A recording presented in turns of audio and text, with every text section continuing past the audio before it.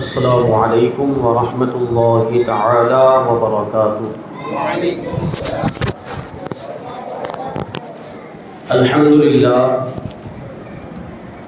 للہ رب العالمین والعاقبۃ للمتقین، والصلاة والسلام علی سید الانبیاء والمرسلین وعلى آلہ واصحابہ اجمعین، اما بعد فاعوذ باللہ من الشیطان الرجیم، بسم اللہ الرحمن الرحیم۔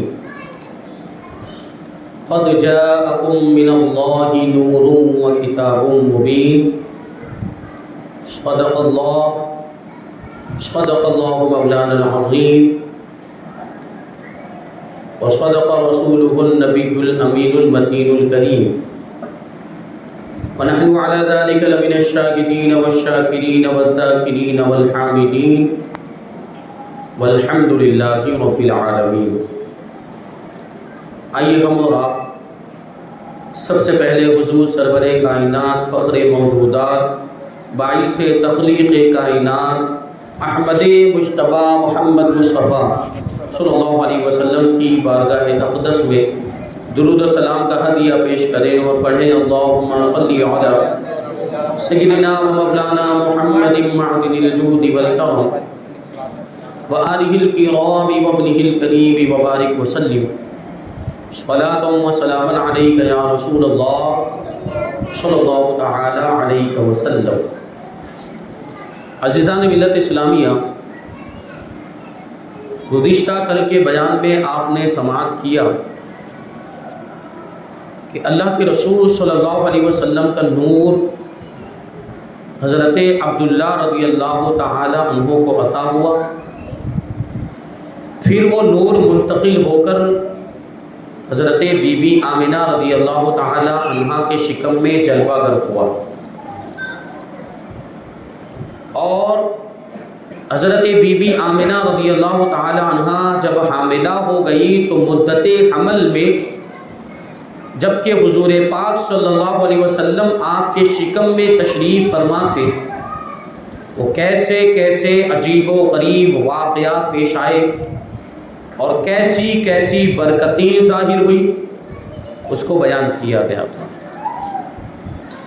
اور آج انشاءاللہ تبارک و تعالیٰ اس کے بعد کے واقعات کہ جب حضور پاک صلی اللہ علیہ وسلم پیدا ہوئے، دنیا میں تشریف لائے، تو اس وقت کون سے واقعات پیش آئے اور کیسی برکتیں ظاہر ہوئی۔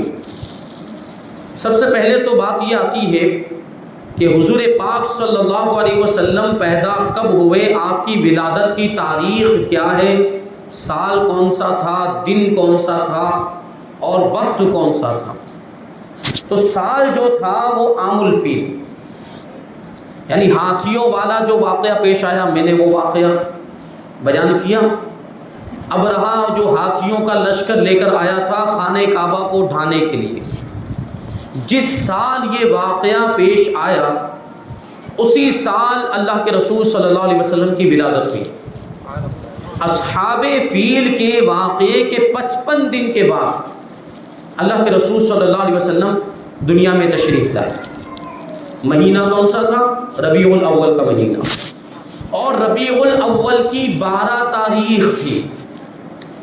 یہ الگ بات ہے کہ روایتیں مختلف ہیں، بعض روایتوں میں 8 تاریخ بھی آئی، بعض روایتوں میں دوسری تاریخیں بھی بتائی گئی ہیں، لیکن زیادہ صحیح اور جس پر بزرگوں کا عمل رہا ہے وہ 12 ربیع الاول ہی۔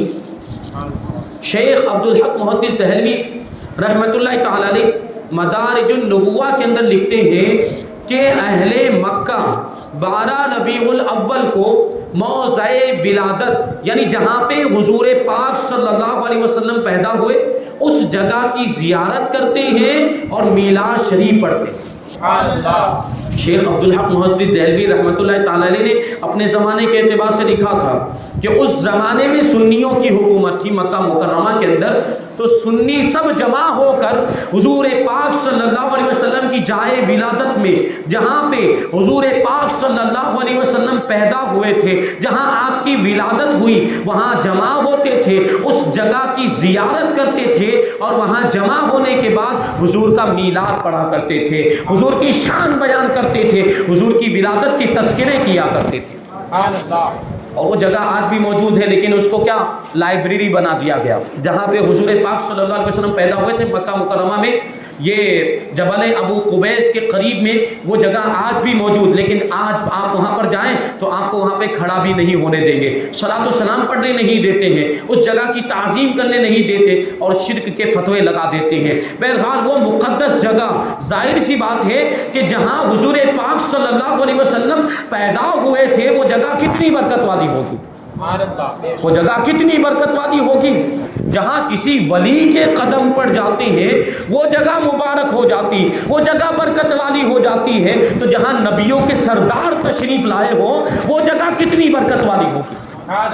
تو شیخ عبدالحق محدث دہلوی نے اپنے زمانے کا معمول بتایا، اہل مکہ وہ ان کے زمانے میں وہ مولد نبی میں جمع ہوتے تھے، حضور کی جائے ولادت میں جمع ہوتے تھے، اور وہاں میلاد مناتے تھے، اور دن کون سا تھا؟ پیر کا دن تھا، دوشنبہ کا دن تھا۔ شیخ عبدالحق محدث دہلوی فرماتے ہیں کہ حضور پاک صلی اللہ علیہ وسلم پیر کے دن دنیا میں تشریف لائے، اور اسی پیر کے دن اللہ کے رسول صلی اللہ علیہ وسلم پر سب سے پہلی وحی نازل ہوئی، اور اسی پیر کے دن اللہ کے رسول صلی اللہ علیہ وسلم نے مکہ مکرمہ سے ہجرت فرمائی، اور اسی پیر کے دن اللہ کے رسول صلی اللہ علیہ وسلم مدینہ منورہ میں داخل ہوئے، اور اسی پیر کے دن مکہ مکرمہ فتح ہوا، اور اسی پیر کے دن اللہ کے رسول صلی اللہ علیہ وسلم ظاہری طور پہ دنیا سے تشریف لے گئے۔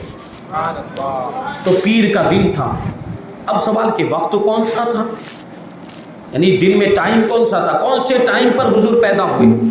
تو اس میں بھی مختلف روایتیں، بعض روایتوں میں آیا کہ طلوع آفتاب سے پہلے پیدا ہوئے، اور بعض روایتوں میں آیا کہ رات میں پیدا ہوئے، لیکن اکثر روایتوں میں یہ آیا ہے کہ رات جا رہی تھی اور صبح صادق طلوع ہو رہی تھی۔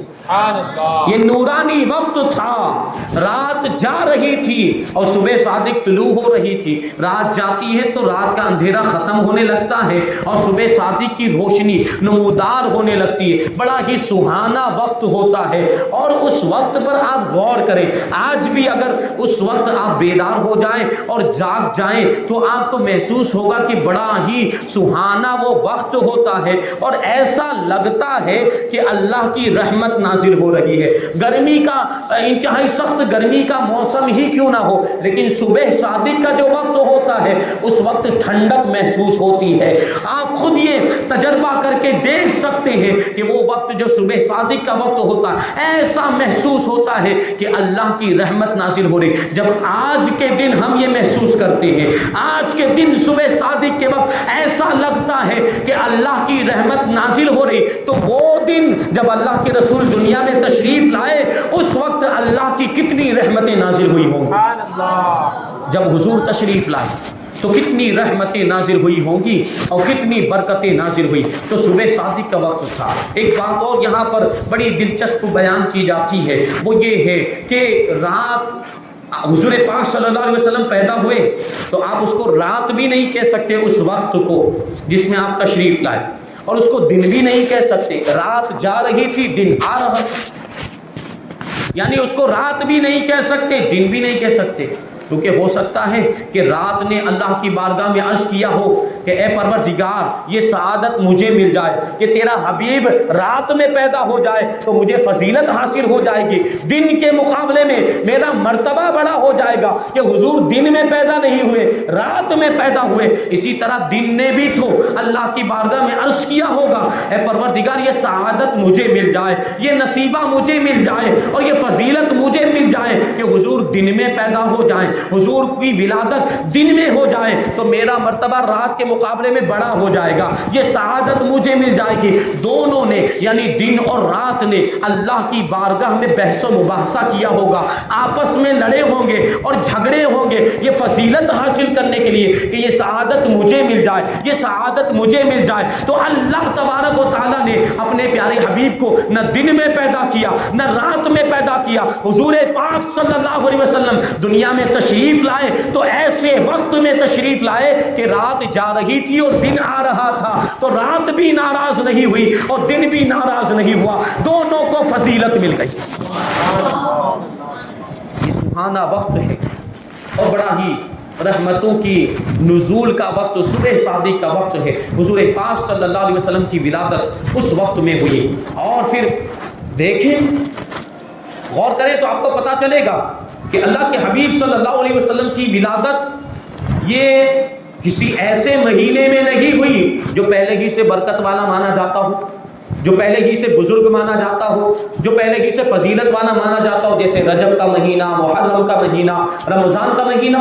یہ مہینے پہلے ہی سے برکت والے مانے جاتے ہیں، یہ مہینے پہلے ہی سے بزرگی والے مانے جاتے ہیں۔ اسی طرح دن بھی دیکھیں تو حضور پاک صلی اللہ علیہ وسلم کی ولادت کے لیے کوئی ایسا دن منتخب نہیں کیا گیا جو پہلے سے فضیلت والا ہو، جو پہلے سے برکت والا ہو، جیسے جمعہ کا دن، کہ جمعہ کا دن پہلے سے فضیلت والا تھا۔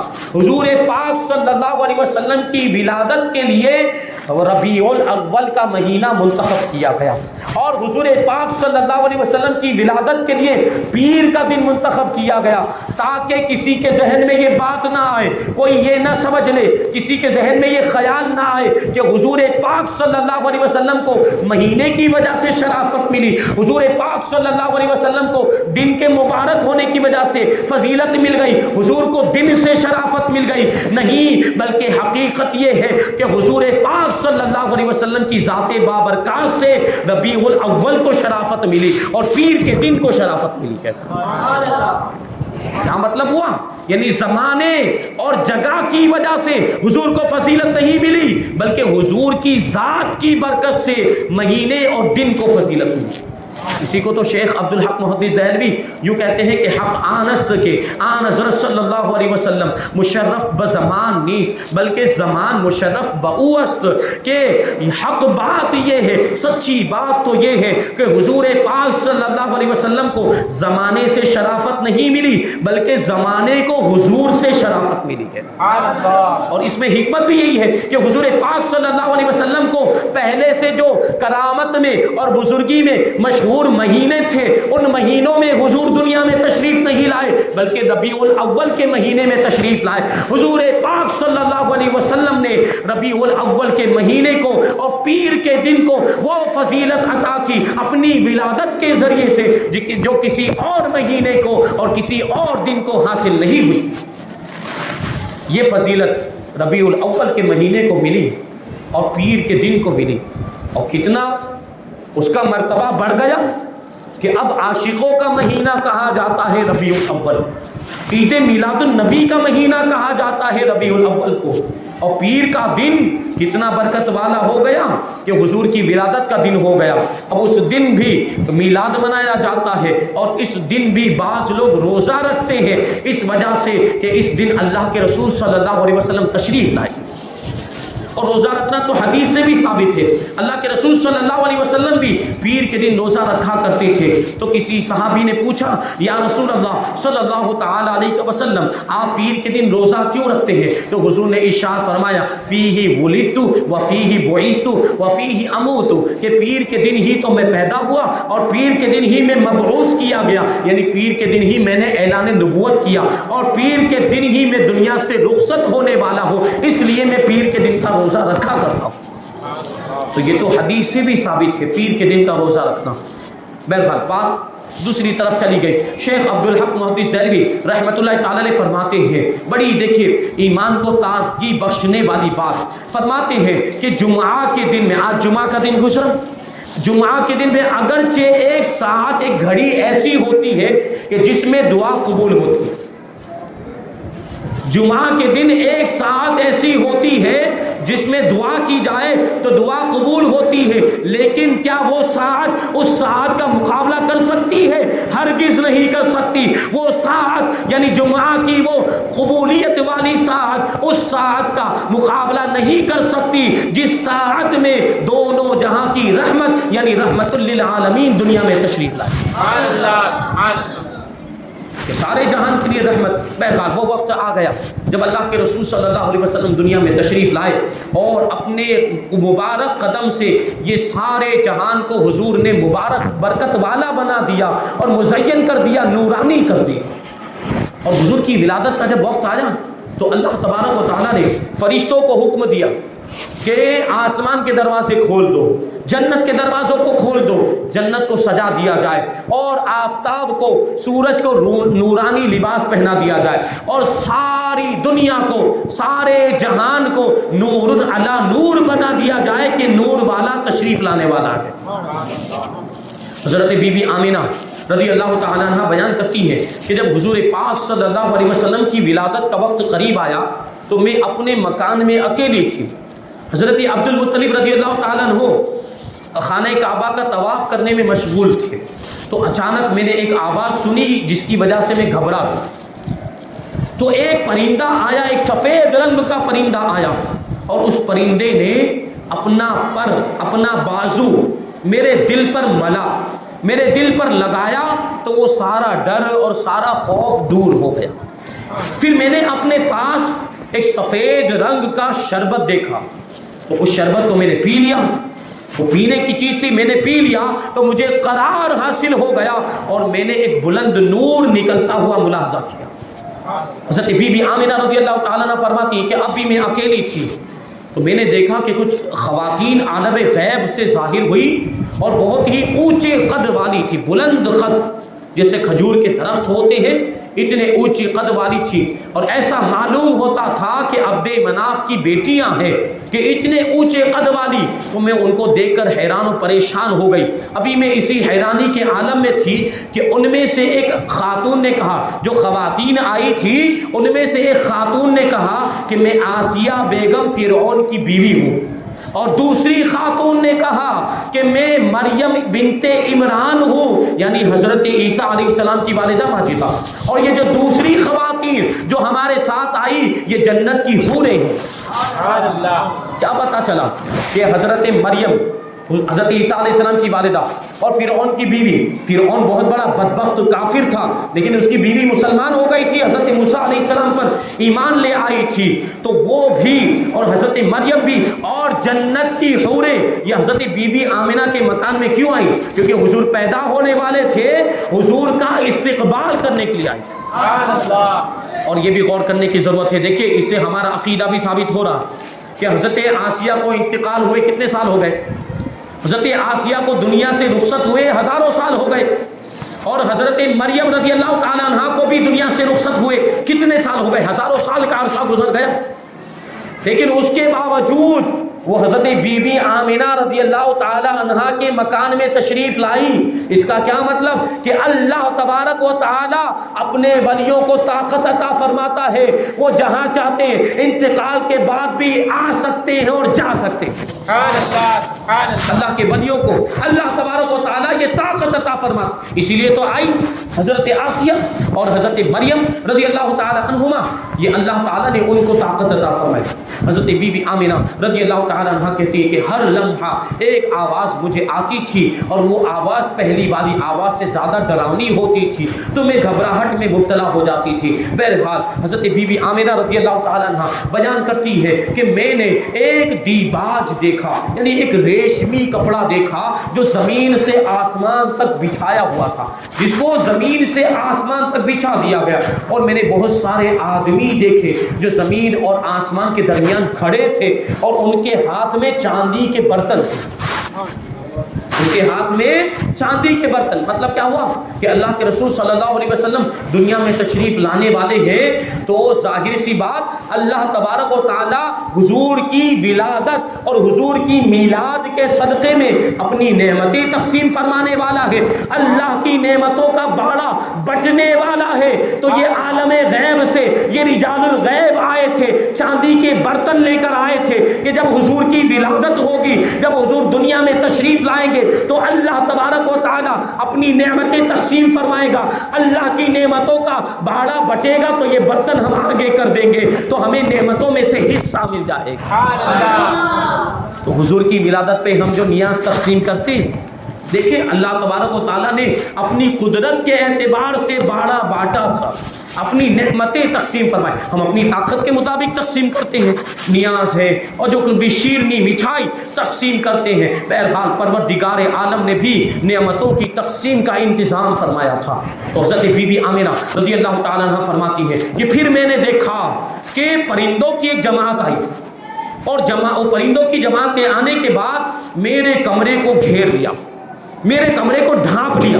اور ان پرندوں کی شان یہ تھی کہ ان کی چونچ یہ زمرد کی تھی اور ان کے پر یاقوت کے تھے, یہ قیمتی پتھر ہوتے ہیں. اب ظاہر سی بات دنیا میں تو کوئی ایسا پرندہ دیکھا آپ نے کہ یہ ہیرے جواہرات کی ان کی چونچیں ہوں اور یہ قیمتی پتھر کے ان کے پر ہو؟ مطلب کیا وہ پرندے کہاں سے آئے؟ جنت سے آئے. وہ پرندے جنت سے آئے تھے حضور پاک صلی اللہ علیہ وسلم کا استقبال کرنے کے لیے, محفل کو سجانے کے لیے. اور حضرت بی بی آمنہ رضی اللہ تعالیٰ عنہ فرماتی ہے کہ اللہ تبارک و تعالیٰ نے میری نگاہوں کے سامنے سے سارے حجابات کو اٹھا دیا, سارے پردوں کو اٹھا دیا تو میں نے مشرق اور مغرب کو دیکھ لیا.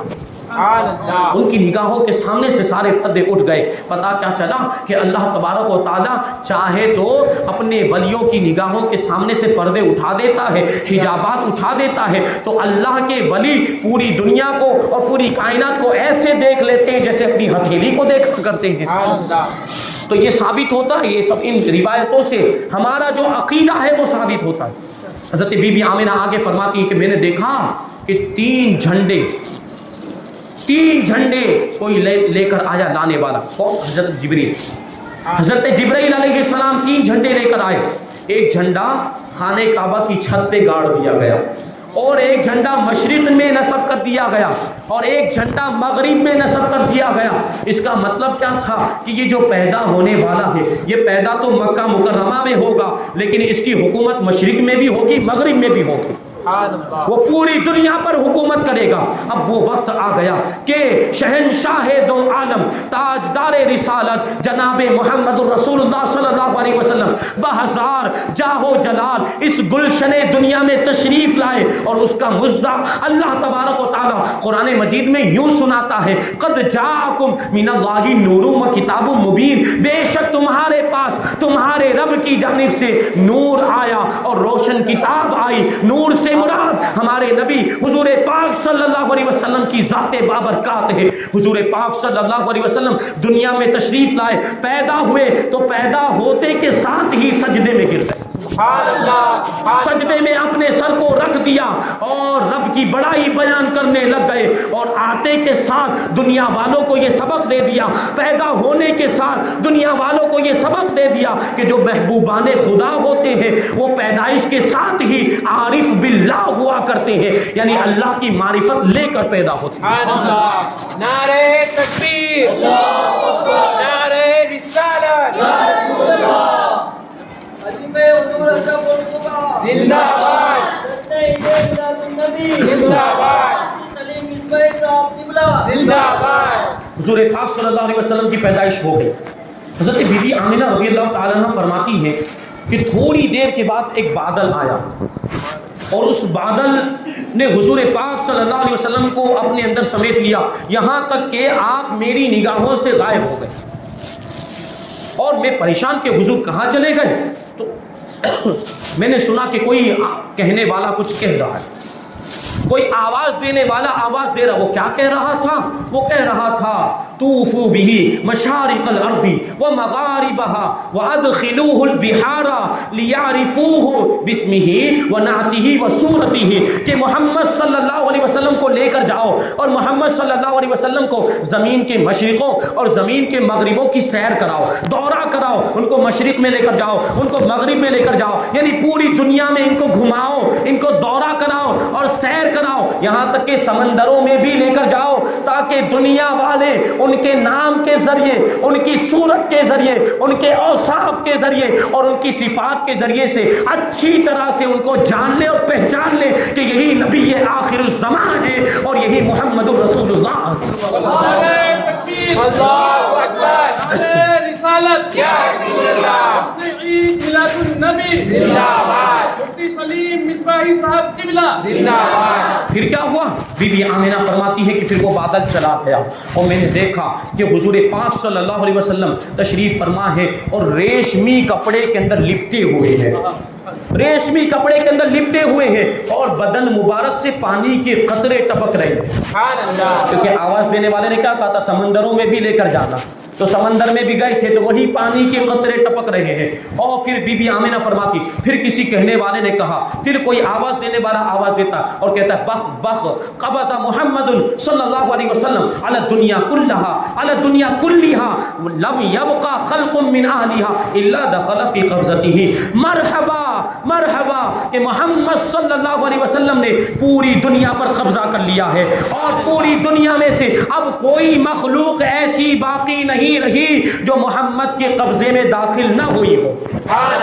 ساری چیزوں پر محمد کا قبضہ ہو گیا، ساری چیزوں پر محمد کا اختیار ہو گیا۔ سبحان اللہ، اللہ تبارک و تعالیٰ نے حضور پاک صلی اللہ علیہ وسلم کے قبضہ و اختیار میں پوری دنیا عطا فرماتی۔ بی بی آمنہ فرماتی کہ میں نے دیکھا تو ایسا لگتا تھا کہ حضور پاک صلی اللہ علیہ وسلم 14ویں رات کا چاند ہے اور آپ کے بدن مبارک سے مشک اور کستوری کی خوشبو آ رہی تھی۔ حضرت عبداللہ ابن عباس رضی اللہ تعالیٰ عنہ فرماتے کہ جب حضور پاک صلی اللہ علیہ وسلم کی پیدائش ہوئی تو رضوان جنت، یعنی جنت کے جو فرشتے، جنت کے جو داروغہ ہیں ان کو رضوان کہا جاتا ہے، تو رضوان جنت نے جب حضور پیدا ہوئے تو حضور کے کان میں آہستہ سے کہا، رضوان جنت نے حضور کے کان میں آہستہ سے کیا کہا؟ وہ کہتے ہیں ابشر یا محمد، ابشر یا محمد فما بقی لنبی علم الا وقد آتیتہ فانت اکثرهم علما واشجعهم قلبا۔ اے محمد صلی اللہ علیہ وسلم، آپ کو مبارک ہو کہ سارے انبیاء کرام کا جو علم ہے وہ آپ کو عطا کر دیا گیا، تو آپ ان میں سب سے زیادہ علم والے اور ان میں سب سے زیادہ بہادر اور دلیر ہیں۔ اللہ، یہ حضور کی شان ولادت کے وقت کیسے کیسے واقعات پیش آئے، کیسا عظیم نبی ہمیں عطا کیا گیا اور کیسے عظیم رسول کی امت میں ہم پیدا ہوئے، اور اس احسان پر ہم اللہ تبارک و تعالیٰ کا جتنا شکر ادا کریں اتنا کم ہے، بلکہ حضور پاک صلی اللہ علیہ وسلم کی امت میں ہم پیدا ہوئے، یہ ایسا اللہ تبارک و تعالیٰ کا احسان اور یہ اللہ تعالیٰ کی ایسی مہربانی کہ اگر پوری زندگی بھی ہم سجدے میں سر رکھ کر گزار دیں تب بھی اس احسان کا شکریہ ادا نہیں ہو سکتا کہ ایسا نبی، ایسا عظمت والا نبی ہمیں ملا، جو نبیوں کا سردار، جو امام الانبیاء ہے، جو سید المرسلین ہے۔ ان کی شان جتنی بیان کی جائے کم ہے۔ اور کچھ باتیں دیکھیں، اللہ کے رسول صلی اللہ علیہ وسلم جب پیدا ہوئے تو کیسے کیسے عجیب و غریب واقعات پیش آئے۔ حضرت عبدالمطلب رضی اللہ تعالیٰ عنہ بیان کرتے ہیں کہ حضور جس رات کو پیدا ہوئے شب ولادت میں خانہ کعبہ کے اندر تھا، خانہ کعبہ کا طواف کر رہا تھا، اچانک میں نے دیکھا کہ خانہ کعبہ مقام ابراہیم کی طرف جھک گئے۔ سبحان اللہ، حضرت عبدالمطلب کیا فرماتے ہیں کہ خانہ کعبہ مقام ابراہیم کی طرف جھک گیا۔ وہ خانہ کعبہ بظاہر تو مقام ابراہیم کی طرف جھکا تھا، لیکن جس جانب، جس ڈائریکشن میں مقام ابراہیم، اسی ڈائریکشن میں حضور کی جائے پیدائش تھی۔ سبحان اللہ، یعنی کیا مطلب؟ خانہ کعبہ مقام ابراہیم کی طرف نہیں جھکا تھا، حضور پاک صلی اللہ علیہ وسلم کی جائے ولادت کی طرف جھکا تھا، اور اس نے جھک کر خانہ کعبہ نے جھک کر حضور پاک صلی اللہ علیہ وسلم کو سلامی پیش کی، اور پھر خانہ کعبہ سے آواز آئی. خانہ کعبہ نے کیا کہا؟ اللہ اکبر اللہ اکبر رب محمد المصطفیٰ الآن قد طہرنی ربی من انجاس الاصنام و ارجاس المشرکین. خانہ کعبہ نے کہا کہ اللہ تبارک و تعالیٰ بہت بڑا ہے، اللہ بہت بڑا ہے، وہ محمد مصطفیٰ صلی اللہ علیہ وسلم کا رب ہے، اور اب میرے رب نے بتوں کی گندگیوں سے اور مشرکین کی ناپاکیوں سے مجھے پاک کر دیا ہے. حضور کے نور کے صدقے میں، حضور کی تشریف آوری کے صدقے میں، حضور کی آمد کے صدقے میں، اب جو میرے اندر لوگ مورتیاں رکھا کرتے تھے اور مورتیوں کی پوجا کیا کرتے تھے اور شرک کیا کرتے تھے اور بت پرستی کیا کرتے تھے، اب حضور تشریف لا چکے ہیں، اب یہ بت پرستی ختم ہو جائے گی، اب یہ شرک و کفر کے دروازے بند ہو جائیں گے اور یہ بت یہاں سے نکل جائیں گے. اور ویسا ہی ہوا، ویسا ہی ہوا. ایک آواز دینے والے نے کہا کہ خدا، خانہ کعبہ کی خدا کی قسم، خانہ کعبہ کو محمد صلی اللہ علیہ وسلم کا قبلہ اور مسکن بنا دیا گیا، کہ وہ خانہ کعبہ حضور کا قبلہ بھی ہے اور مکہ مکرمہ حضور کی رہائش کی جگہ بھی ہے. اور خانہ کعبہ کے اندر جتنے بھی بت رکھے ہوئے تھے، حضور پاک صلی اللہ علیہ وسلم کی ولادت کے وقت وہ سارے بت پارا پارا ہو گئے، سب ٹکڑے ٹکڑے ہو گئے جتنے بھی بت تھے. اور ایک حبل نامی بت تھا، بہت بڑا بت، وہ اوندھے منہ زمین پر گر گیا، اور زمین پر گرنے کے بعد اس نے حضرت بی بی آمنہ رضی اللہ تعالی عنہا کو وہیں سے پکار کر کہا کہ بی بی آمنہ تجھے مبارک ہو کہ تیرے شکم سے محمد الرسول اللہ صلی اللہ علیہ وسلم پیدا ہوئے. سبحان اللہ. اور حضور پاک صلی اللہ علیہ وسلم نے بھی اپنی ابتدا کے بارے میں جو حدیث میں بیان فرمایا کہ حضور پاک صلی اللہ علیہ وسلم نے جو حدیث میں نے اس سے پہلے آپ کو سنائی تھی کہ حضور نے ارشاد فرمایا کہ میں تم کو اپنی ابتدا کے بارے میں خبر دوں گا کہ میں ابراہیم کی دعا ہوں، عیسیٰ کی بشارت ہوں، اور میں اپنی ماں کا وہ خواب ہوں جو میری پیدائش کے وقت میری ماں نے دیکھا تھا، اور میری ماں سے پھر ایک ایسا نور نکلا تھا کہ جس نور کی وجہ سے ملک شام کے محلات ان کی نگاہوں کے سامنے روشن ہو گئے. حضرت عثمان ابن ابو العاص رضی اللہ تعالی عنہ کی والدہ بیان کرتی ہیں، حضرت عثمان ابن ابو العاص اپنی والدہ سے روایت کرتے ہیں، ان کی والدہ بیان کرتی ہے یہ حضور پاک صلی اللہ علیہ وسلم کی ولادت کے وقت حضرت بی بی آمنہ کے گھر میں آپ کے مکان میں موجود. وہ بیان کرتی ہے کہ جب حضور پاک صلی اللہ علیہ وسلم پیدا ہوئے تو ایک ایسا نور نکلا جس سے پورا گھر روشن ہو گیا، جس سے پورا گھر جگمگانے لگ گیا، اور میں نے دیکھا کہ آسمان کے ستارے زمین سے بہت زیادہ قریب آ گئے، اور مجھے ایسا خیال ہوتا تھا، ایسا لگتا تھا کہ یہ ستارے مجھ پر گر پڑیں گے، یہ ستارے مجھ پر گر پڑیں گے. حضرت عثمان ابن ابو العاص کی والدہ نے یہ بات بیان کی. تو یہ ستارے زمین سے قریب کیوں آئے تھے؟ ستارے زمین سے قریب کیوں آ گئے تھے حضور کی ولادت کے وقت؟ غور کرنے کی ضرورت ہے. ستارے روشن ہوتے کہ نہیں؟ ستارے چمکدار ہوتے کہ نہیں؟ اتنے ہزاروں کلومیٹر کے فاصلے پر چمکتے ہوئے نظر آتے، زمین کے قریب آ جائے تو کتنی روشنی ہوگی.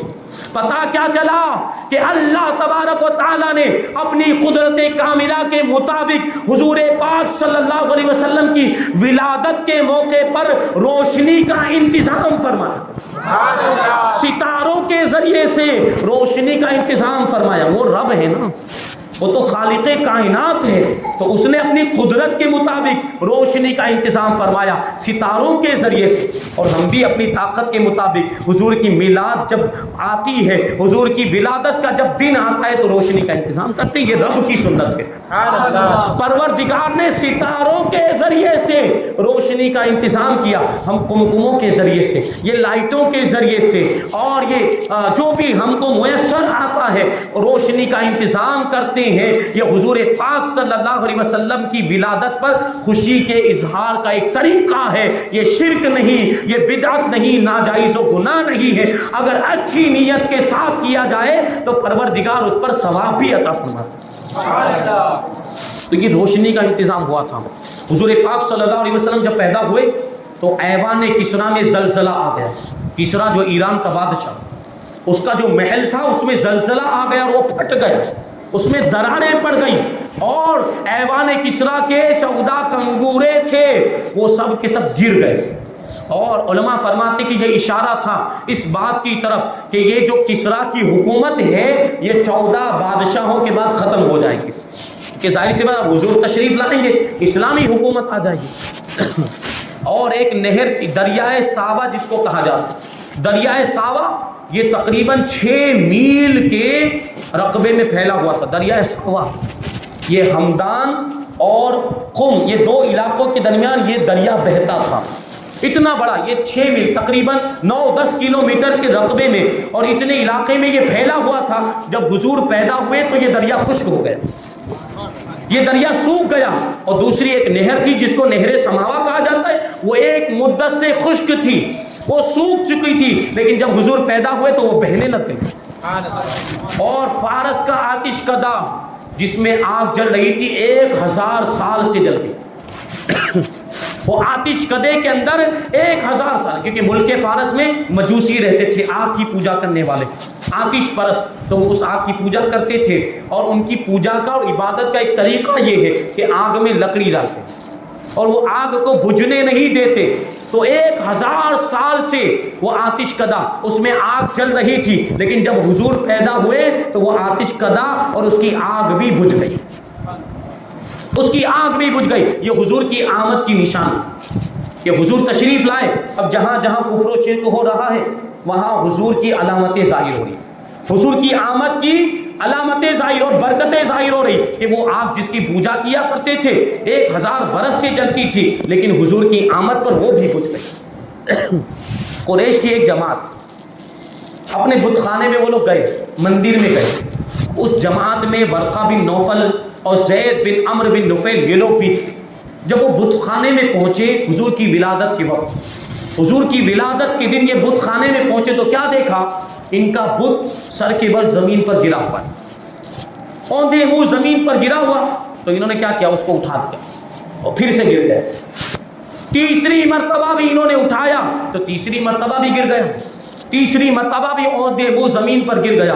تو اب ان لوگوں کو لگا کہ ضرور کوئی وجہ ہے جس کی وجہ سے یہ بت 3 مرتبہ سیدھا کرنے کے باوجود بھی زمین پر گر گیا۔ وہ مغموم ہو گئے اور وہ غمگین ہو گئے، رنجیدہ ہوئے کہ یہ کیوں ہو رہا ہے، ہمارا بت بار بار یہ زمین پر کیوں گر جاتا ہے۔ تو اس بت کے اندر سے ہاتف غیبی نے یہ آواز دی، اس بت کے اندر سے یہ آواز آئی، تردا لمولود انارت بنورہ فی جمیع فجاج الارض بالشرق والغرب، کہ یہ اس پیدا ہونے والے بچے کی وجہ سے یہ بت بار بار گر جاتا ہے، جس بچے کی پیدائش کی وجہ سے زمین کی ساری پوری زمین روشن اور منور ہو گئی، چاہے وہ مشرق کی زمین ہو چاہے وہ مغرب کی زمین ہو۔ فخرت لہ الاوثان، اور اس کی وجہ سے، اس کے آنے کی وجہ سے یہ سارے بت اوندھے منہ زمین پر گر گئے ہیں۔ وَأَرْعَدَتْ قُلُوبُ مُلُوكِ الْأَرْضِ جَمْعًا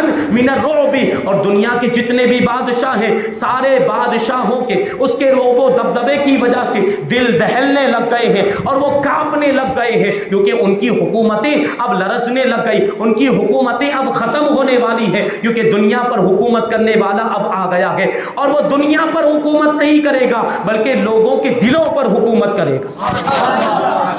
حضور پاک صلی اللہ علیہ وسلم جب تشریف لائے تو یہ واقعات پیش آئے، عجیب و غریب، ایک تفصیل ہے انشاءاللہ تبارک و تعالیٰ۔ اب آگے کی جو باتیں ہیں ہم ان کو آئندہ کل کے بیان پر چھوڑتے ہیں، اور آئندہ کل کا جو بیان ہوگا آخری بیان ہوگا، حضور کی میلاد کا ذکر ہوگا، حضور پاک صلی اللہ علیہ وسلم کی شان بیان کی جائے گی۔ اللہ تبارک و تعالیٰ کی بارگاہ میں دعا ہے کہ جو کچھ بھی بیان ہوا اس پر ہم سب کو عمل کرنے کی توفیق عطا فرمائے، اور حضور پاک صلی اللہ علیہ وسلم کی سچی پکی محبت ہم سب کے دلوں میں پیدا فرمائے. وما علینا الا البلاغ. السلام علیکم. السلام.